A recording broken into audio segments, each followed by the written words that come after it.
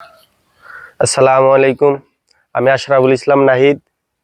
আমরা একটা মুরগির ফার্ম ঘর করছি। ঘরের কাজ মোটামুটি সম্পূর্ণ।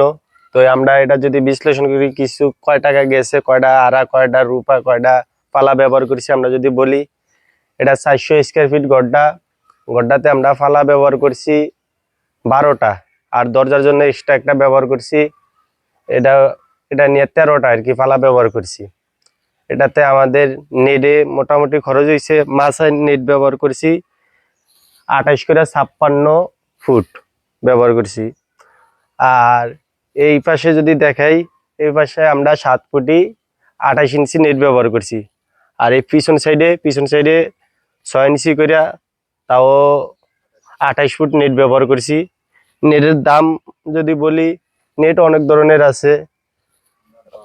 ভালো মানের নেট ব্যবহার করছি আমরা, RFL এটা ব্যবহার করছি। এটা আমাদের টোটাল এটাতে 700 ফুট নেট গেছে।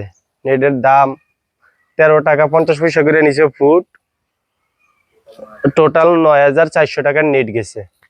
আর যদি টিনের কথা বলি, টিন আপাতত আমরা আনছি 2 বানের মতন টিন আনছি আমরা, মানে সাইডে ব্যবহার করার জন্য। সালে এখনো বাকি আছে, এটা কিছুদিন পরে লাগাবো।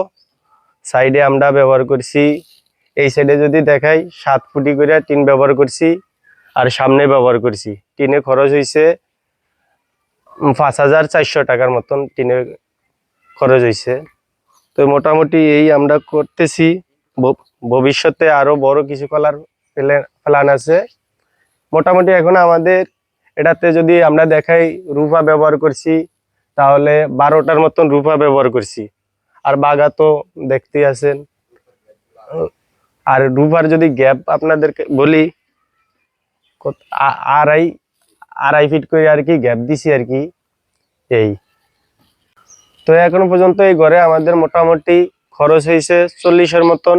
এখনো উপরে টিন দেওয়া বাকি আছে। টিন যদি সম্পূর্ণ করি তাহলে 50 প্লাসের মতন যাইবে আর কি। ইন টোটাল 50 প্লাসের মতন ইনশাল্লাহ। আমাদের ভিডিও আজকের এই পর্যন্তই শেষ। পরের ভিডিওর জন্য আপনারা অপেক্ষা করেন। আর আমি যে পরে আরো ভালো কিছু করে ভিডিও করে নিয়ে আসতে পারি, আপনারা আমার জন্য দোয়া করবেন।